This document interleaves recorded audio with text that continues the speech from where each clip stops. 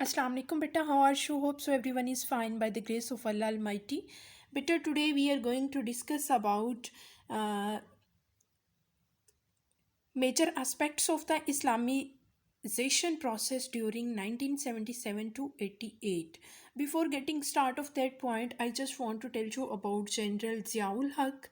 Uh, I'm going to tell you the early life of General Ziaul Haq. Muhammad Ziaul Haq was born into a middle class family on 12th August 1924 at Jalandhar in East Punjab, India.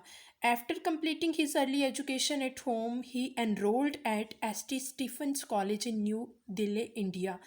After choosing his career in the British Army, he joined the Royal Indian Military Academy in Dehradun, and he served with the British troops in Burma, Malaysia, and Indonesia during the later part of the World War II. After the partition of subcontinent into India and Pakistan in 1947, Zia joined the Pakistani army. In 1955, he graduated from the command staff. General Ziaul Haq, during the election of 1977, all the political parties in the country had decided to fight against People's Party.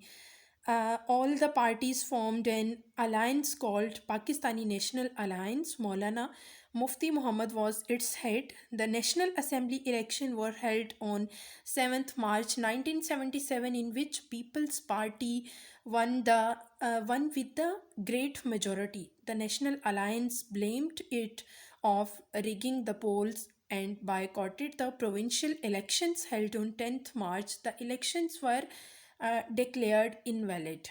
A movement called Nizami Mustafa was started when the situation was beyond control. Mr. Bhutto invited the National Alliance for negotiations. The negotiations were still in the progress when Army's chief Ziaul Haq overthrew the Bhutto's government and declared martial law on 5th July 1977. He ruled over the country for about 11 years from July 1977 to August 1988.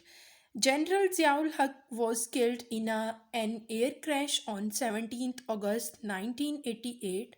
The chairman of Senate, Ghulam Ishaq Khan, took over as the caretaker president of Pakistan.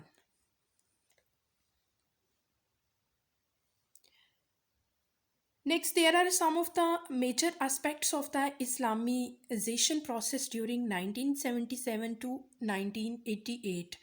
Uh, General Ziaul Haq imposed zakat and ushur. He introduced Islamic punishments for all the crimes except murder, since Islamic laws would ensure Zulfikar Ali Bhutto release. He gave a boost to religious parties. He banned political parties. This led to sectarian militancy and emergence of the ethnic parties. Now get move on the major aspects of Islamization process during 1977 to 1988. There are the 11 major aspects. Let we discuss them one by one.